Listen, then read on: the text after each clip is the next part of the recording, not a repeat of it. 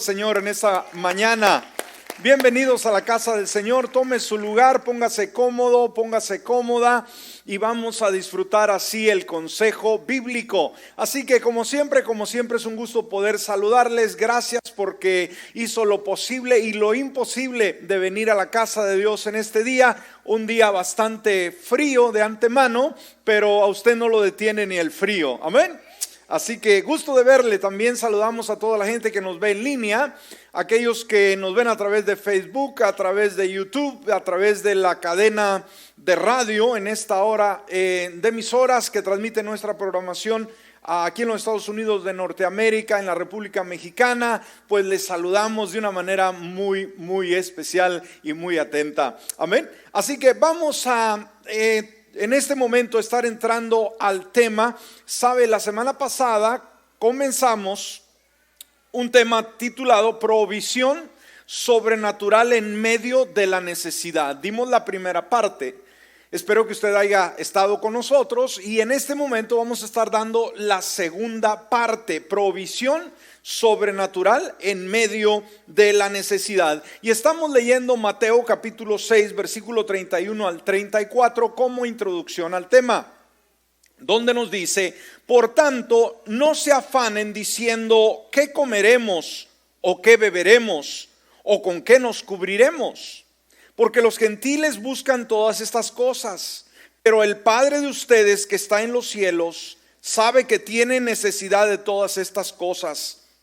Más bien busquen primeramente el reino de Dios y su justicia, y todas estas cosas les serán añadidas. Así que no se afanen por el día de mañana, porque el día de mañana traerá su propio afán. Basta a cada día su propio mal. Bueno, decíamos en medio de una pandemia mundial donde los pronósticos no son agradables y donde mucha gente lamentablemente ha perdido sus empleos. ¿Qué nos dice Dios al respecto? ¿Será que Dios cuidará de nosotros? ¿Será que en este año y el tiempo que nos permita de vida vamos a contar con la provisión, con el alimento, con las finanzas?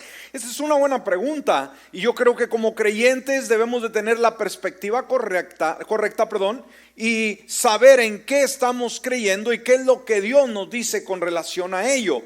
Y yo creo que este tema nos habla en específico de cómo Dios es capaz de proveer en medio de la más densa necesidad que pueda usted estar pasando.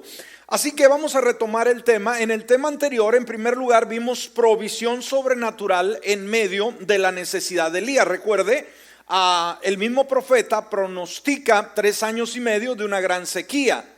Así que viene un gran hambre a todo ese país. Y obviamente también el profeta Elías estaba expuesto a esa necesidad, a esa crisis. Él también necesitaba provisión diaria. En segundo lugar, vimos los procesos de Elías hacia la provisión sobrenatural, de cómo Dios le dijo que fuera al arroyo de Querit y ahí iba a ser alimentado de una forma sobrenatural a través de unos cuervos. Lo recuerda, ahí vimos la primera experiencia de lo que Dios es capaz de hacer y espero que haya aprendido algo de ello. Y esto nos lleva al tercer punto, y esto también nos conduce a la segunda forma sobrenatural de provisión de Dios para el profeta Elías. Son 3 en estas narraciones. Ahorita al cerrar vamos a ver una tercera forma en la cual Dios proveyó de una forma sobrenatural a través de un ángel trayendo alimento para Elías. Imagínense, lo alimentó por medio de cuervos, lo alimenta por medio de una viuda pobre que no tenía absolutamente nada, y podemos ver el poder sobrenatural de Dios. Y en tercer lugar, le provee a través de un ángel, de un ser espiritual, un ser celestial que le provee alimento. Entonces aprendamos que en los momentos de necesidad es cuando Dios obra de una forma sobrenatural. ¿Estamos aquí en esta hora? Muy bien, bueno, vamos al punto número 3. Dijimos, milagrosamente Dios provee a Elías a través de una viuda. Ahora, esta historia de esta viuda, amados hermanos, es una de las narraciones bíblicas que muestra la manera en que el Señor puede obrar con sus hijos a través de la fe. El ejemplo de esta mujer es un ejemplo vivo para nosotros de cómo Dios es capaz de hacer lo extraordinario.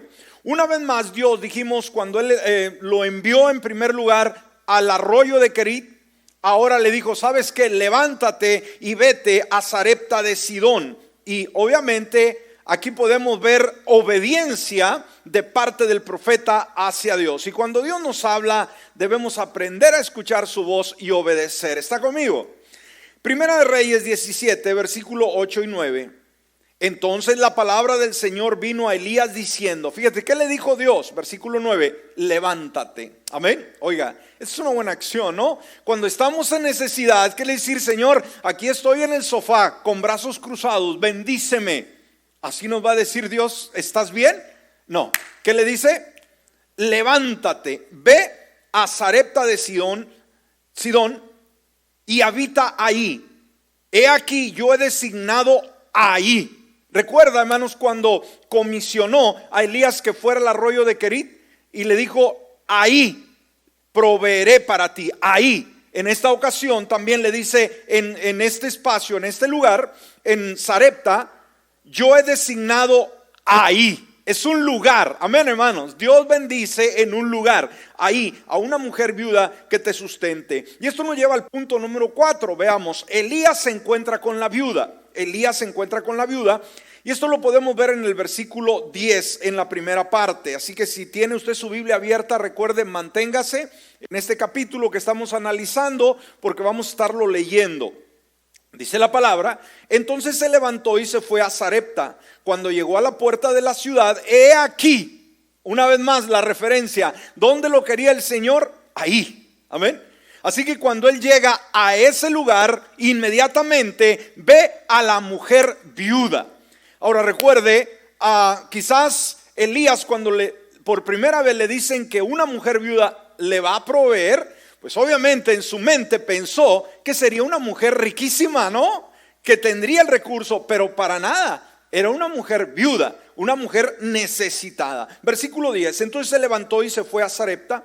Cuando llegó a la puerta de la ciudad, he aquí una mujer viuda que estaba ahí recogiendo leña. Entonces dijimos, cuando escuchamos el término que la mujer andaba a la puerta de la ciudad recogiendo leña, nos estaba hablando de la posición, nos estaba hablando de la necesidad económica en la cual se encontraba. ¿Sabe por qué a la puerta de la ciudad? Dice que ¿qué fue a hacer a la puerta de la ciudad?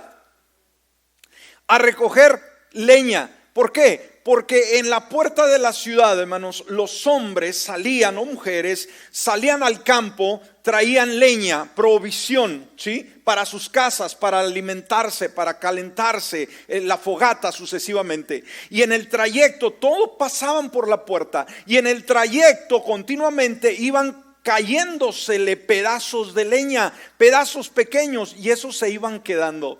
Entonces la gente necesitada sabía que donde encontrar leña sería el lugar perfecto, sería en la puerta de la ciudad. Amén. Ahí se juntaba toda la gente necesitada que no podía ir a conseguir leña. Lo que caía, como se dice en nuestra cultura, pepenaban lo que caía.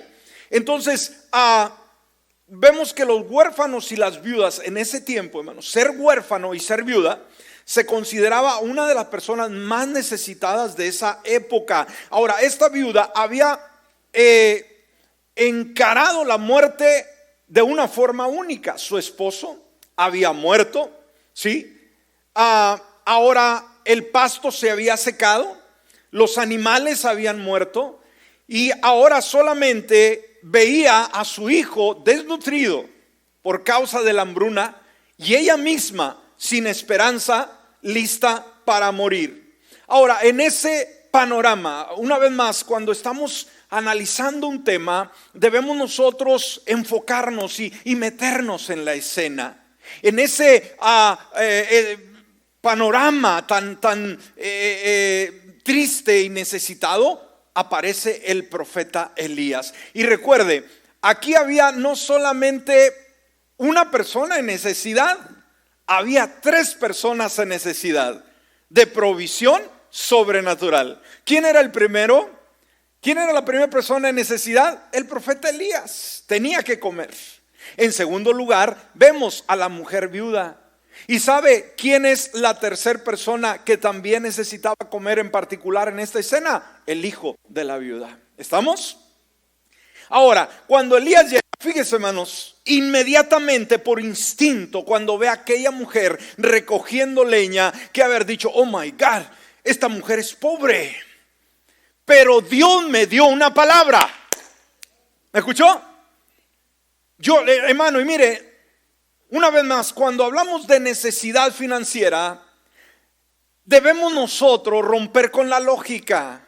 Si queremos provisión sobrenatural, vamos a tener que ser desafiados y salir de lo que humanamente siempre estamos acostumbrados a ver o a recibir.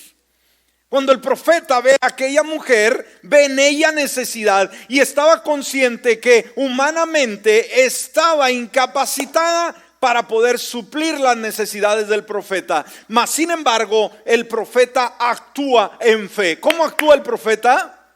En fe. Ahora, ¿por qué no va ante alguna otra persona? Recuerde, esta no era la nación de Israel, era una nación extraña donde había venido Jezabel.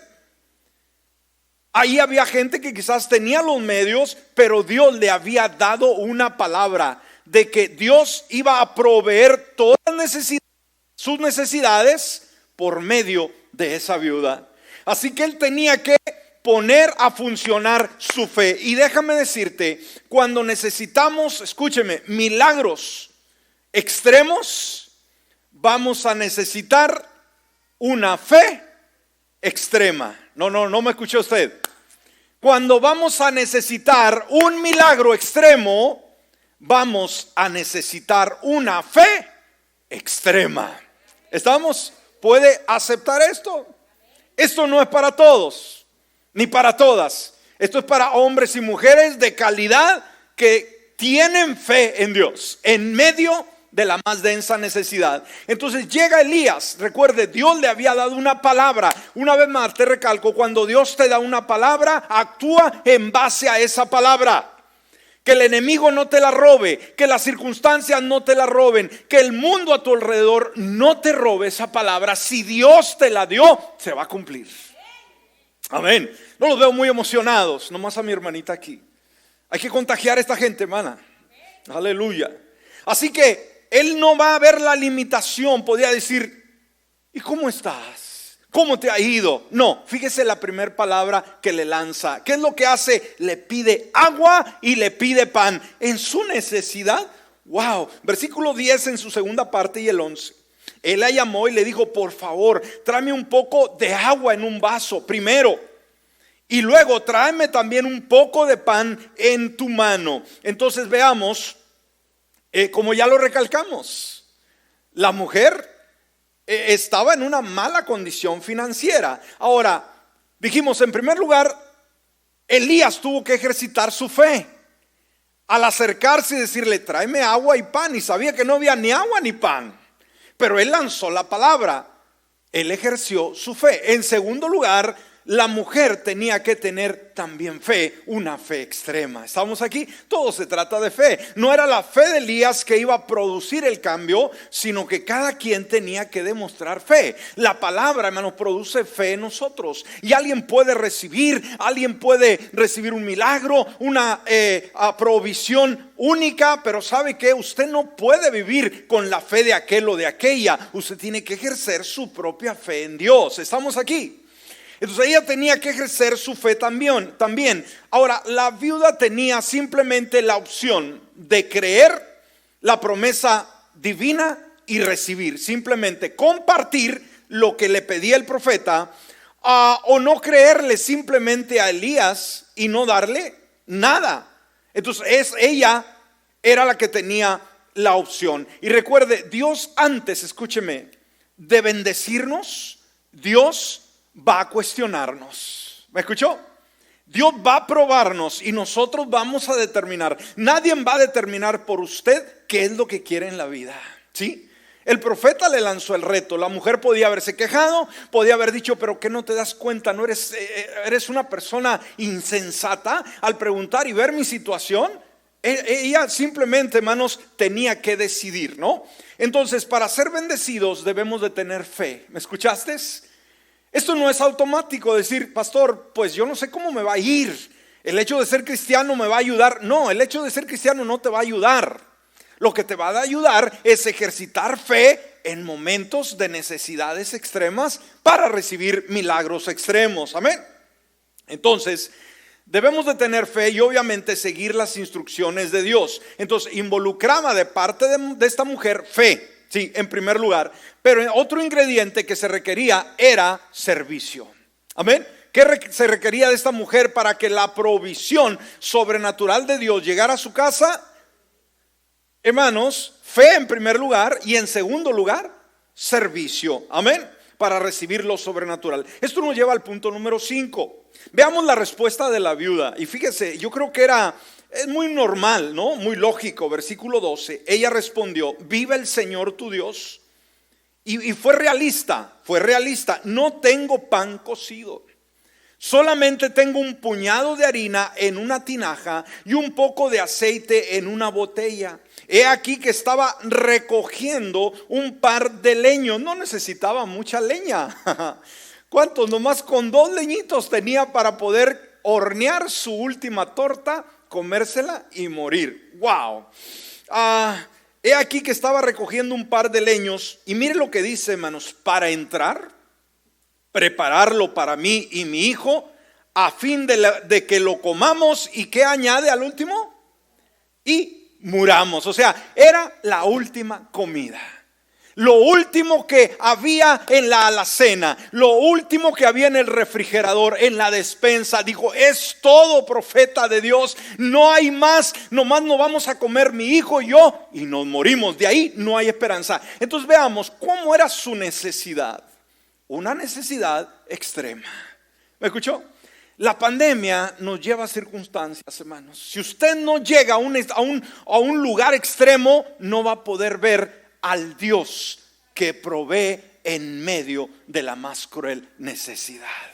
Amén. Y a veces no queremos experimentar el poder de Dios. A veces buscamos por aquí, por allá. No queremos que Dios supla. ¿Por qué? ¿Por qué? Démosle la oportunidad al Señor. El punto número 6, esto nos lleva al punto número 6. Veamos las palabras de Elías. Esto debemos de entender, amada iglesia. Y ponga atención, este ejemplo de la viuda es un ejemplo de provisión, dijimos, en ese tiempo y que en el día de hoy es aplicable a nuestra vida. Así que aprendamos las lecciones de esta mujer y aprendamos algo cuando Dios nos pide, ¿sí? ¿Qué es lo que hizo el profeta a la mujer? ¿Qué le dijo? Bueno, ¿sabes qué? Yo vine a traerte alimento. ¿Así le dijo? No. ¿Cuál fue el primer reto? La primer prueba que le lanza aquella mujer, si verdaderamente iba a creer en la provisión divina. ¿Qué dijo? ¿Crees en que Dios puede proveer? Va a venir la bendición. ¿De qué forma probó la fe de esta mujer Dios y el profeta? ¿De qué forma, hermanos? ¿Qué le dijo Elías? Aquí te traigo un costal de harina y frijoles. ¿Qué le dijo? Dame lo poco que tú tienes. Ahora aprendamos esto, iglesia. La forma en la cual Dios mueve sus finanzas no es como la sociedad lo pinta. El mundo piensa de una manera muy diferente. ¿Vamos a obedecer las reglas financieras del mundo o vamos a seguir las reglas financieras de Dios? ¿Ok? Ahora, ¿qué pretendía Dios al pedirle a través del profeta que le diera el último sustento que tenía? ¿Que se muriera de hambre esta mujer? Ya se iba a morir, Después de este pan se moría. No había esperanza, era una situación extrema. Entonces llega la prueba de parte de Dios. Aquella mujer sabía que no le quedaba otra, decir, bueno, como quiera me voy a morir, ya sea con este panecillo o sin él, me muero. Pero tenía que decidir. Entonces cuando Dios nos pide que demos, Dios nos da una promesa. Escúcheme. Cuando Dios nos pide algo que le demos a Él, Él no nomás dice, bueno, a ver cómo te las arreglas. Él nos da una promesa. Mire lo que dice versículo 13 y 14. Cuando vio Elías esta mujer, hermanos, su situación, dice, profeta, no tengo más que torta para morirnos.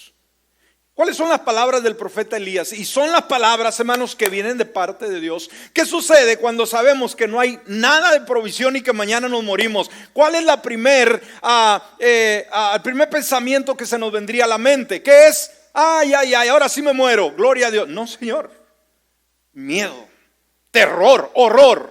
Por lo tanto, la primera palabra que viene a través del profeta Elías y que obviamente venía del corazón de Dios, ¿cuál fue? Entonces Elías le dijo, no tengas temor. Amén. ¿Y qué nos dice Dios en medio de cualquier necesidad que estemos pasando? ¿Qué es lo primero que Dios nos dice? No tengas temor. Ve, fíjese lo que lo anima, hermanos. Haz como has dicho, pero de ello hazme a mí primero una torta pequeña y tráemela. Wow.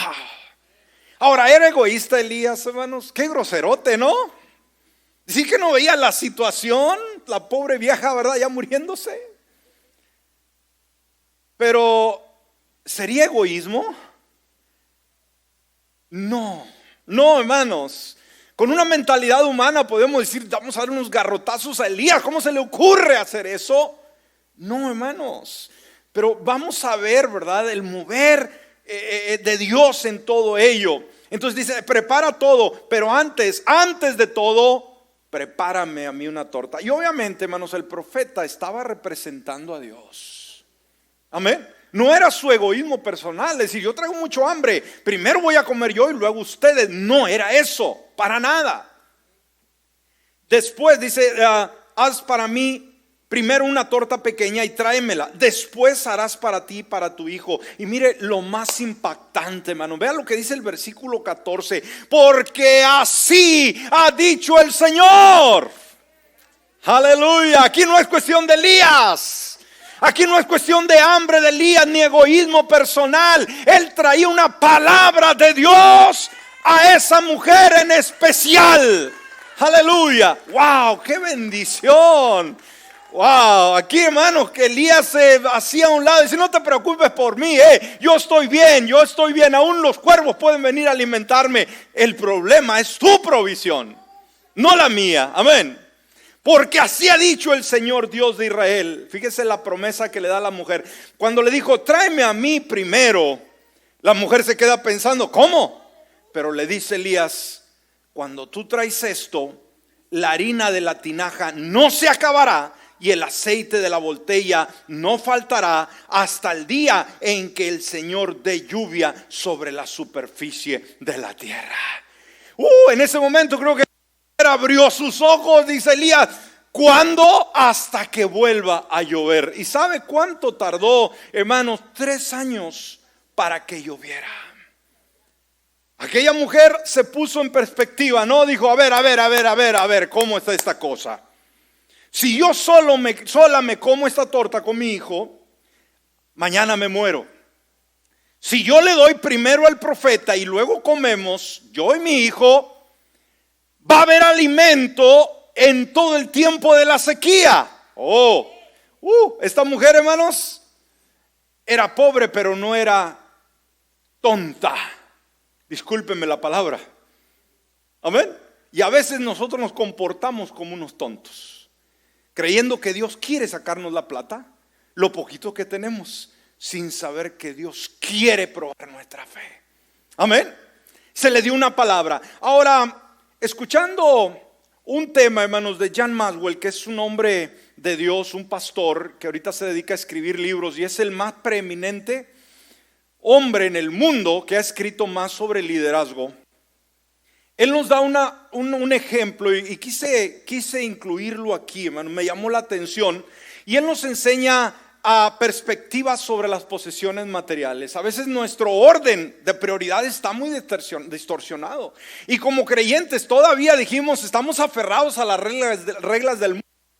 Y no sabemos cómo funciona el reino de Dios y sus finanzas. Y déjenme compartir rápidamente, esto lo incluí en el tema, hermanos, porque valía la pena y espero que usted lo entienda. Y él usó el ejemplo de una parábola, la parábola del buen samaritano. ¿Cuántos conocen esa parábola? En Lucas capítulo 10, versículo 30 al 37. No la vamos a leer porque hay mucho material y el tiempo ya va muy rápido, hermanos, amén. Pero todos lo sabemos. Se dice que un día iba un hombre que descendía de Jerusalén a Jericó. ¿Qué pasó en el trayecto? Fue asaltado por unos ladrones, le quitaron lo que traía, lo golpearon, lo dejaron tirado al camino. Llega un sacerdote, llega un levita y lo vieron tirado. Si no lo levantaban se iba a morir, amén. Ellos pasaron de largo, pero al último pasa un samaritano. Un samaritano era enemigo del pueblo judío, hermanos, no se podían ver. Era el peor indicado de poder levantarlo, mas sin embargo él se detiene, cura las heridas, lo pone en su asno, lo lleva al hospital y dijo ahí, cuídenlo y cuando regresen yo pago todo. Entonces ahí, hermanos, usted puede decir, bueno, esa parábola nos habla del bien a nuestro prójimo, pero también habla sobre perspectivas con relación a las finanzas. Ahora, en esta historia, según este autor, John Maxwell, nos enseña tres perspectivas con relación a las posesiones. Y esto tenemos que hacer hincapié por el aspecto de la mujer, ¿no? En el momento que llegó el profeta y cómo le pidió que le diera a él primero, y Dios le da una promesa que si así lo hace, Dios proveería en toda esa sequía, ¿no? Entonces vamos a ver tres perspectivas con relación a las posesiones. Y si usted está apuntando, oiga, le felicito. Y si usted nomás está mirando ahí nomás, usted haga algo, apunte también. No se oye nada. A veces nomás nos quedamos viendo y llega la presión. ¿Y cómo le hago, pastor? Dios no suple mis necesidades, porque usted no sabe los principios, no sabe cómo aplicarlo. Por eso que es bueno apuntar. En primer lugar, podemos ver la vista, la perspectiva desde la vista del ladrón, ¿no? Cuando los ladrones llegaron, lo golpearon y le quitaron lo que tenía. Ahora, hay una perspectiva muy torcida con relación a las finanzas. ¿Por qué la persona roba? Si usted tiene una bicicleta, por ejemplo, y la deja por ahí en su casa o a la tienda afuera, y sale y se la llevan, ¿cómo se siente usted? ¿Le han robado alguna bicicleta alguna vez? O alguna cosita, ¿no? Ahora, ¿qué tanto vale? Podemos ir a buscarla por ahí, la encontramos unos $25 usada. Pero ¿qué es el problema, hermanos, cuando nos roban algo? No es el precio financiero, es el precio emocional. ¿Sí me explico? Los sentimientos. Entonces, la perspectiva del ladrón, hermano, ¿por qué lo golpearon al hombre que iba y le robaron? Bueno, en primer lugar, esa perspectiva desde el punto de vista del ladrón es, en primer lugar, lo que es tuyo es mío y lo voy a tomar. ¿Me escuchó? Esa es la perspectiva del ladrón. ¿Por qué los ladrones roban? Dicen, ¿por qué me roba? Pues si yo trabajé por ello. No, lo que es tuyo es mío y lo voy a tomar. ¿Es correcta esta perspectiva sobre las finanzas? Decir, yo voy a vivir despojando a los demás, robándole a los demás. No es. Ahora, recuerde, todos nacimos con esa perspectiva desde niños. ¿Ha visto los niños cuando pelean por los juguetes? Amén. Son muy compartidos los niños. Cuando llegan niños a su casa, a ver quién viene, usted va a jugar con esto. No, todo arrebatan. Desde niños. Y nos hacemos viejos y todavía, hermanos, andamos agarrando lo que creemos que es nuestro. Segundo, lo que es mío y me quedaré con ello. Esta es la segunda perspectiva, amén. Lo que es mío y me quedaré con ello. Y esto una vez más, nosotros como creyentes, hermanos, con relación al dinero, ¿cómo lo vemos? No, a mí me costó, este es mi dinero, es mi sudor, es mi capacidad para hacer dinero, es mi dinero y me quedo con él. Esta no es la correcta, hermanos. Todos realmente tenemos la perspectiva que lo que ganamos es nuestro. Y escúchenme, hermanos, esta perspectiva es incorrecta, es egoísta, porque se basa en el egoísmo y obviamente en ignorar cómo las posesiones funcionan de acuerdo al reino de Dios. Entonces recuerde una verdad. Si usted tiene problemas con las finanzas, lo que tenemos no es nuestro. ¿Me escuchó? Lo que usted tiene no es suyo. Amén. Nunca lo fue y nunca será. Cuando se va sin nada. Entonces es triste que la gente se aferra tanto a ese dinero. Ahora, líder, hermano, este gran hombre, Maxwell, también cuenta una historia para ilustrar cómo el egoísmo muchas veces suplanta o quita lo que debe ser la perspectiva correcta. Se dice que un amigo de él le contó que en una ocasión este amigo llevó a su pequeño hijo a McDonald's y le pidió unas papas grandes, ¿sí? Entonces sentó frente a él. El niño, bien emocionado, agarró la salsita, la ketchup y le empezó a echar y empezó a comer. El papá que estaba al frente, él no ordenó nada, pero tuvo el deseo de probar una papa, y cuando extendió su mano, el niño le tomó la mano y dijo: oh, no, papá, esta es mi comida. Si quieres comer, necesitas ordenar tu comida. Y dice que este hombre se molestó tanto al ver esa actitud de ese niño. Dice, no era tanto las papas, no, el asunto, la forma de actuar. Y quería darle una clase, obviamente, de entender de que no debía ser tan egoísta. Entonces el padre vio al hijo y pasaron tres cosas en su mente inmediatamente. En primer lugar, él no sabe, el padre dice, él no sabe de dónde surgieron esas papas. Y muchas veces nos pasa así, y si papas así, ¿verdad? Nos pasa así. Recuerda esta ilustración. ¿Qué le dijo el hijo al papá? No, esto no es tuyo, esto es mío. Si quieres, compra tú. Y como seres humanos, hermanos, y ya adultos, nos pasa así de la misma manera. Él dijo, él no sabe de dónde surgieron esas papas. ¿Está conmigo? El niño no entendía, hermanos, que el que compró las papas, ¿quién fue? Su papá. Y que él podía comprar otras para él si él quería, ¿sí? Mas sin embargo, no lo hacía porque quería enseñarle a su hijo a ser compartido. En segundo lugar, él no entendía, dice el papá, que yo podía quitarle las papas. ¿Por qué? ¿Quién las pagó? Él. Él tenía el poder de quitarle todas las papas, o en su lado contrario, tenía el poder de comprar todas las papas que tenían en ese lugar y traérselas a la mesa. ¿Me explico? ¿Quién tenía la autoridad? ¿Quién tiene el poder? El papá. ¿Me está entendiendo para dónde vamos, hermanos? No está hablando de un niño con papas, está hablando de usted, de mí. Que a veces nos aferramos, ¿no? Y creemos que Dios no nos puede quitar todo lo que tenemos. Creemos que somos dueños y la verdad es que no es así. En tercer lugar, él no entendía que yo no necesitaba esas papas. ¿Me escuchó?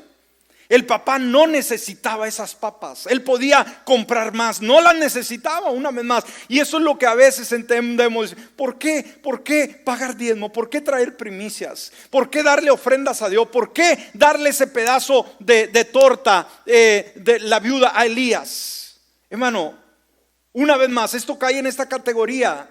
Él no entendía que Dios no necesita nuestro dinero. Amén. Él puede hacer con lo que Él quiere. Él es la fuente de toda bendición. Entonces, el papá dijo: lo que me molesta es que debe de entender mi hijo que yo no necesito esas papas. Puedo comprar las mías, pero quiero compartirlas con mi hijo. O sea, Dios quiere compartir de su abundancia con nosotros. Y era la actitud de egoísmo e ignorar cómo las posesiones trabajan.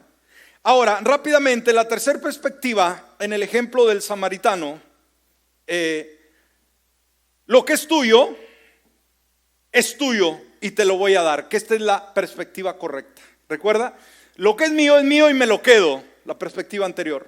Pero la correcta es simplemente: lo que es tuyo y te lo voy a dar. ¿Cuántos tenemos esa actitud? Es la más correcta, hermanos. Lo que es de Dios, ¿de quién es? Es de Él. ¿Y nos vamos a quedar con ello? Para nada. Esta es la actitud correcta. Amén. En cuarto lugar, lo que es mío no es mío, pero sí lo voy a administrar. Amén. Del ejemplo del samaritano. Lo que es mío no es mío y lo voy a administrar. Hay un ejemplo muy grande en toda esta parábola. Podemos hacer 2 sermones, pero no tenemos el tiempo, hermanos. Decir, ¿cómo está esto? Sí, de que el samaritano, cuando llegó ahí, hermanos, vio al hombre tirado y vio la necesidad. Él podía haberse pasado de largo como lo hicieron el sacerdote y el levita, pero él entendía que él tenía algo que podía dar. Lo que es mío no es mío. Él entendía que su tiempo, su espacio, simplemente no le pertenecía todo a él, sino también en ser generoso con el necesitado. Y en base a ello actuó y obviamente cuidó de él. ¿Qué hubiera pasado si no lo recoge? En su conciencia hubiera quedado esa realidad, pudiendo haber hecho algo con mí. ¿Por qué? ¿Qué involucró, hermanos? Voluntad, pero también involucró dinero. Recuerda cuando lo llevó al hospital, dijo: cuídenmelo, y cuando regrese yo les pago todo lo que incluyeron. Entonces no solamente voluntad, sino dinero. Ahora, ya nos salimos un poco, hermanos, y el tiempo ya se nos acabó. ¿Cómo le hacemos? Ahora, ¿cuál es la primera palabra de Dios hacia la viuda a través de Elías? Que no tuviera miedo, que actuara de acuerdo a lo que se le había dicho. Amén. Ahora, vamos a ver el punto número 3, ya para ir ya aterrizando. Veamos, ahí estuvo el reto. Dijimos, tenía que entender esta mujer la perspectiva de las finanzas sanas. En el punto número 7, vamos rápidamente. La obediencia de la viuda, y veamos la gran bendición de Dios. Y vamos a verlo en el versículo 15 y 16, donde estamos enfocados. Dijimos, Elías le dijo: tráeme agua y tráeme un pedazo de pan. Vas a cocinarlo, pero me traes a mí primero. Luego comes tú y tu hijo, porque Dios ha prometido que suplirá el resto de la sequía. La mujer podría haber dicho: estás loco, Elías, no lo voy a hacer. O podía haber hecho lo que sí hizo, obediente a la palabra. ¿Estamos? Entonces ella fue, hizo conforme a la palabra de Elías. Y fíjese lo que pasa, ponga atención a esto. ¿Qué hizo ella, hermanos? Conforme a la palabra de Elías. Pero la palabra ¿de quién era? De Dios. Amén. Ahora dice, y comieron él. ¿Quién comió primero? El profeta. Amén. El profeta. Y luego ella y su familia por mucho tiempo. Versículo 16. La harina de la tinaja, ¿qué pasó? No se acabó, ni faltó el aceite de la botella, conforme a la palabra que el Señor había dicho por medio de Elías. Wow, ¿alguien puede dar un aplauso al Señor? Ahora, en base a esto, hermanos, debemos de entender que siempre vamos a recibir mucho más a cambio de lo que nosotros le damos al Señor. Mire lo que dice Proverbios 11:24. Hay quienes reparten, o sea, dan, reparten, no solamente dan, reparten, y les es añadido más. Y hay quienes retienen indebidamente solo para acabar en escasez. Dios nos ha llamado a ser un río, hermano, no un estanque. ¿La agarró? Dios no quiere estanques. De si estoy acumulando y tengo esta fortuna y tengo este montón. Dios no es un estanque, hermanos. Una agua estancada se apesta. Dios quiere que seamos río. El río fluye continuamente. El río fluye, y cuando fluye esa agua está buena. La forma en que das es la forma en que Dios te lo dará a ti. Por eso Lucas 6:38 dice: den y se les dará, medida buena, apretada, sacudida y rebosante se les dará en su regazo, porque con la medida con que miden se les volverá a medir. Entonces Elías tomó la poca comida, escúcheme, la última que quedaba, y Dios les devolvió, ¿verdad?, a aquella mujer los 3 años de comida para la viuda. Casi 1000 días, escúcheme, hermanos, con un pedazo de pan dividido que se iba a comer la viuda y el hijo, y lo compartieron con el profeta. El Señor suplió con ese pedacito de pan 1000 días consecutivos hasta que la sequía terminó. Entonces, de la historia de esta viuda hay algunas cosas que podemos aprender. En primer lugar, la obediencia debe ser lo primero si esperamos que Dios haga algo milagroso. ¿Me escuchó? La obediencia, usted tiene que ser obediente. En segundo, con la obediencia viene la bendición. Tercero, con honor viene la bendición. La mujer honró al profeta, honró a Dios.